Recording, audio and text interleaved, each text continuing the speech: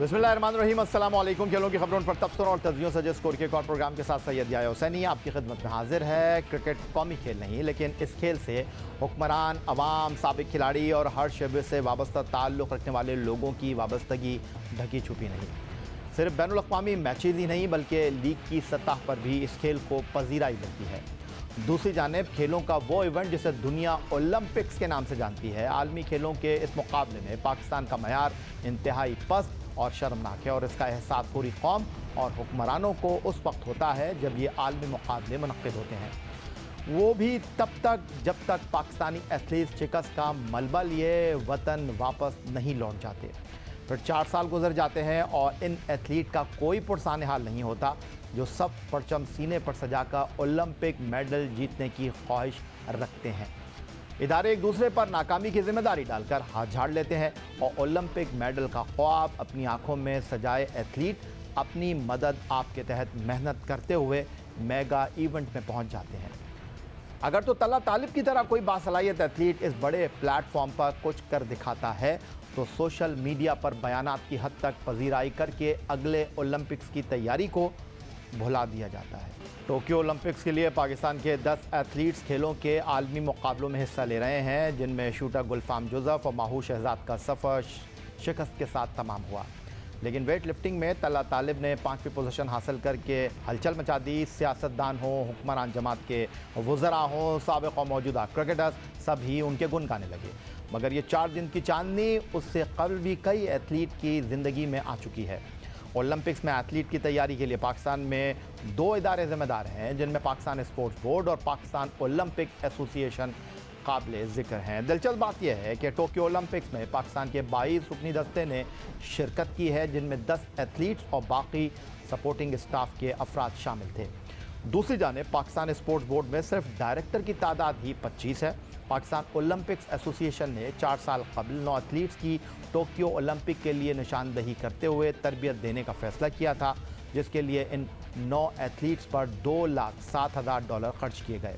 लेकिन अगर हम ओलंपिक्स में मेडल की दौड़ में शामिल मुल्कों की बात करें तो कनाडा सिर्फ स्विमिंग के एक मेडल के लिए $17 लाख खर्च करता है।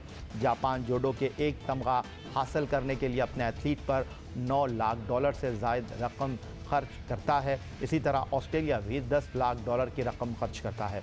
मगर पाकिस्तान में तल्हा तालिब जैसे एथलीट को अपनी मदद आपके तहत अपने शहर गुजरावाला के एक स्कूल में ट्रेनिंग करना पड़ती है। गुज़िश्ता 3 साल से पाकिस्तान स्पोर्ट्स बोर्ड ने वेट लिफ्टिंग का कोई कैंप तक ना लगाया, ना तल्हा तालिब को कोई कोच फराहम किया गया और वो अपने वालिद की कोचिंग में सख्त मेहनत करते रहे। सिर्फ यही नहीं, घुड़सवार उस्मान खान भी पाकिस्तान स्पोर्ट्स बोर्ड के रवैये की वजह से ओलंपिक से बाहर हो गए। उस्मान खान का घोड़ा हादसे में जाँ बहक हो गया, जबकि उस्मान खान इससे कबल PSB से मज़ीद एक घोड़े की दरख्वास्त कर चुके थे, जिसे PSB ने रद्द कर दिया था। इस तमाम सूरत हाल पर गुफ्तगू के लिए हमारे साथ इस्लामाबाद स्टूडियो से मौजूद हैं दी न्यूज़ इस्लामाबाद रावलपिंडी के स्पोर्ट्स कॉरेस्पॉन्डेंट अब्दुल मोई शाह साहब, और कराची स्टूडियो में हमें ज्वाइन कर रहे हैं जियो न्यूज़ के स्पोर्ट्स कॉरेस्पॉन्डेंट फैज़ान लाखानी। दोनों को एक बार फिर प्रोग्राम में खुशामदीद कहेंगे। फैज़ान, आपकी तरफ आ जाता हूँ। इस वक्त जो बहस हो रही है सोशल मीडिया पर वो ये हो रही है कि ओलंपिक मुकाबलों में पाकिस्तान की नाक़िस कारकर्दगी के ज़िम्मेदार 2 ही इदारे हैं जो बराह रास्त इन सारे मामलात को देखते हैं, पाकिस्तान स्पोर्ट्स बोर्ड और पाकिस्तान ओलंपिक एसोसिएशन। आप समझते हैं कि ऐसा ही है या हुकूमत इस तमाम सूरत हाल में जो है वो भी ज़िम्मेदार है? देखें, यह POA का आपने खुद बता दिया कि उसका रोल क्या है, PSB का रोल क्या है। वो PSB के कॉन्स्टिट्यूशन में भी डिफाइन है, POA के कॉन्स्टिट्यूशन में डिफाइन है। और ऑफ कोर्स जो पाकिस्तान स्पोर्ट्स बोर्ड है वो हुकूमत का मातहत इदारा है, वो वजारत बैनुल सूबाई राब्ता के अंडर काम करता है, तो बराह रास्त हुकूमत को ही रिप्रेजेंट करता है पाकिस्तान स्पोर्ट्स बोर्ड। तो हुकूमत ही की जिम्मेदारी है कि वो एथलीट्स को किस तरह ट्रीट करी है, कितनी सहूलियात दे रही है और किस तरह सहूलियात को जो रोका जा रहा है या जहाँ मिलनी चाहिए थी। अब इसी साल ओलंपिक का साल है और 44 करोड़ रुपये सरेंडर कर देती है पाकिस्तान स्पोर्ट्स बोर्ड, वापस कौमी खजाने को दे देते कि ये खर्च नहीं हो सके। ओलंपिक से 2-2.5 माह पहले इस तरह की सूरत हाल होती है। और आप ये देखिए, वो फिजिकल ईयर जिसमें आपको ओलंपिक की तैयारी करनी थी और वो फिजिकल ईयर जिसमें खबरें आती रही, एथलीट्स पब्लिकली कहते रहे कि हमें फंड्स की ज़रूरत है, हमें कैंप्स की ज़रूरत है, और उस फिजिकल ईयर के उस माली साल के अख्ताम पे आप 44 करोड़ रुपए ये क्या कि वापस कर देते कि ये खर्च नहीं हुए और आइंदा, क्योंकि नए DG साहब जो आए हैं उनको अभी जल्दबाजी में किसी को फंड्स नहीं देने, वो फ़ौरन आप विड्रॉ कर देते। तो यहाँ भी ये सवालिया निशान है कि ये जब पैसे रखे हुए थे, 44 करोड़ रुपए रखे हुए थे, तो क्यों वो खर्च नहीं हुए? तो पीएसबी की यहाँ जिम्मेदारी। और एक और चीज़ जो जिसको लोग शायद पीओए वर्सेस पीएसबी में जो चीज़ें रह जाती है वो नेशनल फेडरेशंस का किरदार है। फेडरेशंस को भी जितना एग्रेसिवली किरदार अदा करना चाहिए अपने एथलीट्स की तैयारियों के लिए, वो नहीं हो पाया। खर्च ये बात तो अपनी जगह मौजूद है, पाकिस्तान ओलंपिक एसोसिएशन या फिर पाकिस्तान स्पोर्ट्स बोर्ड। लेकिन मोई शाह साहब, ये जो फैज़ान लखानी अभी थोड़ी देर पहले बात कर रहे थे, हुकूमत के तरफ से फ़ंड ना देने का रोना अपनी जगह, लेकिन आप समझते हैं कि ये जो खेलों की मुख्तलिफ एसोसिएशंस हैं वो बराह रास्त इन तमाम सूरत हाल के ज़िम्मेदार हैं, क्योंकि वो अपने इवेंट सालाना तौर पर तो मुनक्किद करवा नहीं पाते, उनकी पैरेलल एसोसिएशन उनके लिए मसाइल का सबब बन रही है। तो आपको नहीं लगता कि इन दोनों के अलावा तीसरा जो एक बड़ा जिम्मेदार है वो मुख्तलिफ खेलों की फेडरेशंस हैं जो अपने तौर पर सही अंदाज में काम नहीं कर रही? देखें या दो चीज़ें हैं। एक तो पाकिस्तान स्पोर्ट्स बोर्ड डायरेक्ट जिम्मेदार है, इसमें कोई शक नहीं। ये स्टोरी जिस पे लखानी जिसका जिक्र कर रहे हैं वो मैंने ब्रेक की थी। थर्ड जो आपकी क्वार्टर होता है उसकी आपने जो 440 मिलियन आपके रुपीस थे वो आपने वापस कर दिए। फाइनेंस मिनिस्ट्री ने इनको कहा कि जी ये पैसे हैं और ये आप लें। उन्होंने कहा जी पहले वाले पैसे पड़े हैं तो इनको हम लेके क्या करेंगे? भाई आप पहले वाले खर्च करेंगे तो दूसरे लेंगे ना। वो पहले वाले जो आपके सेकंड क्वार्टरली जो आपकी वहाँ से इंस्टॉलमेंट आई है उसको आप एथलीट्स को दें, उसको फेडरेशनों को दें, लगाएं, उसको इंफ्रास्ट्रक्चर डेवलप करना आपने या एथलीट्स को ट्रेनिंग करानी है आपने या जो भी करना आपने, उसको खर्च करें तो फिर आगे जाएं। और दूसरी बात है फेडरेशंस की, कोई शक नहीं है फेडरेशंस को ज़्यादा फ़हाल बनाने की ज़रूरत है। फेडरेशंस अपने तहीं इतना ज़्यादा सपोर्ट नहीं कर रही एथलीट्स को जो करना चाहिए। वो उनको स्पॉन्सर अट्रैक्ट करने चाहिए, स्पॉन्सरशिप लेनी चाहिए। गो कि यहाँ अदर देन क्रिकेट में कहता हूँ इतना आसान नहीं है स्पॉन्सरशिप लेना पाकिस्तान में, लेकिन फिर भी एफर्ट करनी चाहिए। लेकिन पीओए, जहाँ तक पीओए का ताल्लुक है, पीओए एक कैंप ऑफिस है आईओसी का। वो आईओसी से डायरेक्ट उसका रब्ता है। वो पाकिस्तान की किस कंट्री की नेशनल ओलंपिक कमेटी है, वो बेसिकली आईओसी का कैंप ऑफिस होता है। उसकी तनख्वाहें तो देती है आईओसी, लेकिन उसका आगे उनको ये नहीं है कि वो एथलीट्स के लिए पैसे देती हैं।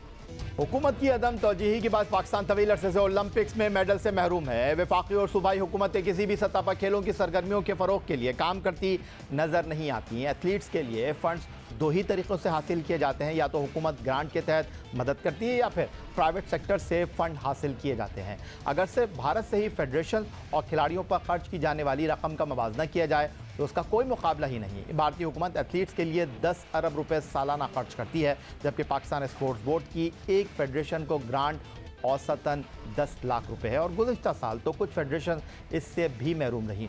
हाल ही में कौमी राइफल एसोसिएशन को 10 लाख रुपए की सालाना ग्रांट दी गई। ओलंपिक में पाकिस्तान के 3 शूटर्स की तैयारी के लिए 3 करोड़ 60 लाख रुपए दरकार थे। हुकूमत सिर्फ 16 लाख रुपए दे सकी। पाकिस्तान ओलंपिक एसोसिएशन ने 1 करोड़ 70 लाख प्लेयर्स के स्कॉलरशिप फंड से फराहम किए और बाकी का बंदोबस्त राइफल फेडरेशन ने अपनी मदद आपके तहत किया। पाकिस्तान ओलंपिक एसोसिएशन कौमी खिलाड़ियों और बैनुल अक़वामी ओलंपिक कमेटी में एक राब्ते का काम करती है। आईओसी भी ख़ास हालात में ओलंपिक एसोसिएशन की माली मदद करती है।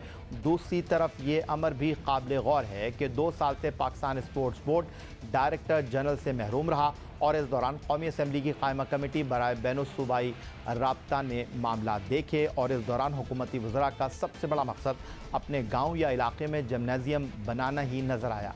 वापडा और आर्मी के अलावा सूबाई सतह पर कोई टैलेंट प्रोग्राम सामने नहीं आया। यही वजूहत हैं जिसकी वजह से खेलों की दुनिया में पाकिस्तान को कोई नाम व निशान नज़र नहीं आ रहा। अच्छा ये बताएं मोई शाह साहब, ये जो 22 रुकनी दस्ता टोक्यो ओलंपिक में गया है, 10 एथलीट हैं और 12 ऑफिशियल्स हैं, इस पर भी बड़े सवालात उठ रहे हैं और कह रहे हैं जी खिलाड़ी कम है, ऑफिशियल ज़्यादा है। ज़रा इस पर भी रोशनी डाल दीजिए, ये क्यों है? नहीं, मेरा ख्याल है ये शायद उनको नहीं, वो लोग कहते हैं सोशल मीडिया पे जिनको एक कॉन्सेप्ट नहीं पता इसका। एक तो आप देखें अगर 10 एथलीट है तो उनके साथ 10 कोचेज हो गए, 20 तो यही हो गए। अच्छा शाह साहब, मैं एक और चीज़ आपसे पूछूंगा इससे पहले कि मैं फैज़ान लखानी की तरफ आऊँ। कुछ इस तरह की भी खबरें आ रही हैं कि ये जो आपका 22 रुकनी दस्ता गया, इनके कोई टिकटिंग के भी मसाइल थे। और एक और चीज़ का भी जवाब दे दीजिएगा, जो माहूर शहजाद ने जो झंडा उठाया अपने साथी एथलीट के साथ, उन्होंने मास्क नहीं लगाया था, इसके ऊपर भी तनकीद हो रही है। ये मास्क किसने देना था? देखिए पहले तो बात है, देखें आप पूरी ओपनिंग सेरेमनी की मार्च पास्ट देखें, जितने वहाँ कंटेंजेंट थे उन्होंने अपने परचम का, अपने फ्लैग का मास्क बनाया हुआ था, और वो फ्लैग का मास्क प्रोवाइड करती है वो लोग प्रोवाइड करते हैं जिन्होंने इनको उनके कॉस्ट्यूम्स दिए, जिन्होंने यूनिफॉर्म दिया, जिन्होंने नेशनल अटायर दिया, नेशनल यूनिफॉर्म किसने देना होता है? मतलब वो किसने देना होता है शाहजी? स्पोर्ट्स बोर्ड ने देना होता है, गवर्नमेंट ने देना होता है। और गवर्नमेंट ने, आपको मैं बड़े मजे की बात बताऊं, शायद लोगों को पता नहीं है ये, वो तभी मैं कह रहा हूं कि आपको डेप्थ में जाके सारी चीज़ एनालाइज करनी चाहिए। सोशल मीडिया वाले लोग भी हैं, हमारे दोस्त जो हैं, उनको भी एनालाइज करके फिर कोई सोशल मीडिया पे ट्वीट भी करना चाहिए, या कुछ और तरीके से अब वीडियो बनाते हैं तो फिर करना चाहिए। ये इस दफ़ा तो बहुत ही बुरे हालात हैं, और मेरे अपने सोर्सेज के मुताबिक गवर्नमेंट ने एक टिकट भी नहीं दिया। ये तो फिर सारे ये टिकट कैसे चलेगा? ये ट्रैवलिंग का सारा जो अरेंजमेंट्स हैं ये पाकिस्तान ओलंपिक एसोसिएशन ने किया है, आईओसी को कह के वहाँ से पैसे मंगवा के। और इन्होंने क्या किया कि 2 महीने पहले लिखा, ये आपको मैं फैक्ट बता रहा हूँ, 2-3 महीने पहले लिखा जी कि आईओसी का ऑर्गेनाइजर कह रहे हैं कि आपको 1 महीना 1.5 महीना पहले आपको कंफर्मेशन देनी है, आप अपने टिकट्स की कंफर्मेशन, कितने लोग आने हैं उनकी कंफर्मेशन, ताकि आपकी बुकिंग यहाँ आपके ओलंपिक विलेज में आपका सारा इंतज़ाम हम कर लें। और आप क्योंकि कोविड का सिनेरियो है सारा, तो आपने लेट नहीं होना। पीओए ने पाकिस्तान स्पोर्ट्स बोर्ड को लिखा, और Pakistan sports board unnecessary delays है यहाँ पाकिस्तान स्पोर्ट्स बोर्ड में, उन्होंने बर वक्त ये बात नहीं की। उन्होंने खुद अपने टिकट ले लिए पीओए वालों ने, कि उन्होंने ज़ाहिर उन्होंने डिनाई नहीं करना था, अपॉर्चुनिटी मिस नहीं करनी थी। बाद में उन्होंने कहा जी हमने अपने जो ट्रैवलिंग एजेंट है हमने उसको कह दिया वो आपको कर देगा। उन्होंने कहा जी हम जिस वक्त हमने टिकट लिए उस वक्त बड़े सस्ते टिकट थे, फ़र्ज़ करें अराउंड मेरा ख्याल है 1,40,000 से 1,70,000 के दरमियान उनको टिकट मिला। पीएसबी ने कहा जी ये 2,60,000 का टिकट है, ये आप ले लें। और ये उन्होंने कहा जी ये तो हम ले नहीं सकते, इसलिए नहीं ले सकते कि हम ऑलरेडी ले चुके हैं, आपको अगर पैसे रिइंबर्स करना हुए तो वो आप रिइंबर्स कर दें। ठीक है, अच्छा मैं जरा फैजान लखानी तरफ की आ जाता हूँ। जरा फैजान लखानी साहब, सोशल मीडिया पर बड़ा जोर है मोहित शाह साहब का, तो ये सोशल मीडिया पर जो पाकिस्तान के 10 एथलीट गए हैं, एक तरफ तो ये भी तनकीद हो रही है जो 12 लोग क्यों गए, जवाब दे दिया है मोहित शाह साहब ने, लेकिन दूसरी तरफ ये जो 10 आपके एथलीट गए इनमें से 6 जो है वो मुख्तलिफ अंदाज में मुख्तलिफ तरीक़ों से क्वालिफिकेशन के मरहले को अबूर करके गए, बाकी 4 को वाइल्ड कार्ड या इन्विटेशनल एंट्री मिली है। बैडमिंटन में पाकिस्तान को पहली बार माहूर शहजाद रिप्रेजेंट कर रहे हैं, उन पर बड़ी तनकीद हो रही है, क्या वो गलत गई हैं? यार देखिए, तनकीद बात है कि अगर आप फैक्चुअली देखें पाकिस्तान में रैंक तो उनका विमेन सिंगल में तो उनका रैंक है, और विमेन सिंगल में देखा जाए तो इंटरनेशनल भी वो पाकिस्तान की हाईएस्ट रैंक है। मैं समझता हूँ यार किसी एथलीट पे जो ओलंपिक्स खेल रहा है उस पर तनकीद उस दौरान तो एटलीस्ट करे ही नहीं, कि जब वो और इन हालात में जाके वो अगर प्लेयर परफॉर्म कर रहा है। और मेरे ख्याल में माहूर गलत नहीं गई, वो बिल्कुल पाकिस्तान की हाईएस्ट रैंक इंडिविजुअल प्लेयर है, और उस अगर विमेन सिंगल्स में किसी को जाना है तो उनका हक पहले बनता था। हाँ, अब सवालात ये हो सकता है कि यार आपने ट्रायल्स क्यों नहीं कराए, ये क्यों नहीं किया, वो नहीं किया, वो सारी ये सेकेंडरी बातें हैं। माहौर जारी गई, पाकिस्तान को रिप्रेजेंट किया, बस दैट्स इट। इस बार उन्होंने वो पाकिस्तान को रिप्रेजेंट करी, पाकिस्तान का परचम उन्होंने वहाँ पे बुलंद किया। तो इसके अलावा मजीद कोई बात नहीं, लेकिन सवाल यहाँ ये उठना चाहिए कि माहौर के साथ कोच क्यों नहीं है, फेडरेशन के सेक्रेटरी किस खाते में गया। जिस तरह बात की इन्होंने वेट लिफ्टिंग के सदर जो गए, ठीक है अपने अपने दौर के बहुत बड़े खिलाड़ी होंगे, उनसे बड़ा खिलाड़ी पाकिस्तान ने प्रोड्यूस नहीं किया होगा, but being official of respective federation उनका हक नहीं था वहां पे जाना। इंडिया के जो बैडमिंटन के लेजेंड जो हेड कोच थे गोपीचंद, वो खुद इसलिए विड्रॉ हो गए कि पीवी सिंधु जो उनकी मेडल प्रोस्पेक्ट है वो अपना पर्सनल कोच लेके जाना चाहती थी। इस तरह एथलीट्स को अहमियत दी जाती है। फैजान लखानी साहब, पीवी सिंधु के बारे में आपको ये भी जानकारी होनी चाहिए, जो उनकी साबिक नंबर 1 प्लेयर है सानिया नेहवाल, वो इस बार ओलंपिक के लिए क्वालिफाई नहीं कर सकी, और पीवी सिंधु जो है वो 4 साल से ओलंपिक के लिए तैयारी कर रही थी। तो 4 साल से अकेले उन्होंने तैयारी नहीं की, उन्होंने 4 साल से अपने कोच के साथ तैयारी की। हाँ। लेकिन जहां तक माहूर शहजाद की बात है, उनको तो चंद हफ्ते पहले ये तक नहीं पता था कि वो जा रही है या नहीं जा रही, तो ऐसे में वो कोच कैसे अपने साथ रखते हैं? जिस डिपार्टमेंट में वो खेलती हैं, जिस डिपार्टमेंट के कोच के साथ वो प्रैक्टिस करती है, एटलीस्ट उनको साथ भेजा जाता। उनका पहला हक था कि जो उस एथलीट को ट्रेनिंग कराता आया पूरे साल जो ये कहते हैं कि बहुत बड़े प्लेयर है, माना वाजिद अली चौधरी अपने दौर के बहुत बड़े प्लेयर थे, बट अगर वो गए हैं तो भाई आप सेक्रेटरी हैं तो फिर आप कोचिंग भी सारा साल साथ करते रहे, 4 साल कोचिंग भी इसी तरह करते रहे। क्या कहेंगे मोहित शाह साहब, आप इस बारे में कुछ कहना चाहेंगे? नहीं, मेरा ख्याल है गलत बात नहीं है, लखानी की बात ये ठीक है। ऑफिशियल्स को एज अ कोच बन के नहीं जाना चाहिए, इस पे तो मैं कोई बिल्कुल दो आर्गूमेंट्स हो ही नहीं सकते। बहुत शुक्रिया फैज़ान लखानी साहब आपका, बहुत शुक्रिया आपका मोई शाह साहब। ओलंपिक में पाकिस्तान की ख़राब कारकर्दगी पर इस वक्त हर जगह से शोर हो रहा है और ओलंपिक जिसमें पाकिस्तान ने पहली बार अपने क़याम के अगले ही बरस 1948 लंदन ओलंपिक में पार्टिसिपेट किया, उन ओलंपिक मुकाबलों में पाकिस्तान ने जिस खेल में सबसे ज़्यादा 8 तमगे हासिल किए वो कौमी खेल हॉकी है और ये दूसरा मौका है कि पाकिस्तान ने हॉकी के इवेंट के लिए क्वालिफाई ही नहीं किया। इस पर गुफ्तगू करेंगे और ओलंपियन इस्लाउद्दीन सिद्दीकी हमारे साथ मौजूद होंगे। ये सब कुछ एक ब्रेक के बाद।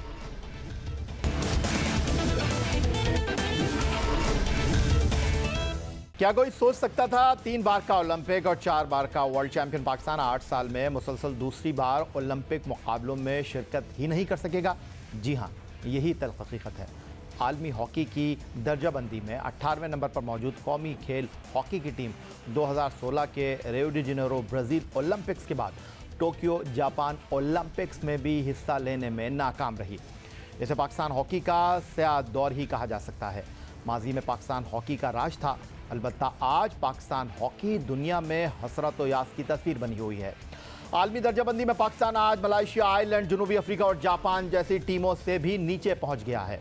नाकामी और कौमी खेल हॉकी में ज़ुबो हल की वजूहात पर बात करें तो फंड्स की कमी के साथ हुकूमत की जानिब से माजी में मिलने वाली ग्रांट का मरबूत और मनसूबा साजी की बिना इस्तेमाल एक अहम मोहर करार दिया जा सकता है। कौमी खेल हॉकी का मुल्क में इंफ्रास्ट्रक्चर तबाही की तस्वीर बन गया है। खेल से वाबस्ता खिलाड़ियों का रोज़गार डिपार्टमेंट बंद हो जाने के बायस तारीख गली में दाखिल होता दिखाई देता है। साबिक ओलंपियन मुसलसल पाकिस्तान हॉकी फेडरेशन की नाक़िस पॉलिसियों पर सरापा एहतजाज दिखाई देते हैं।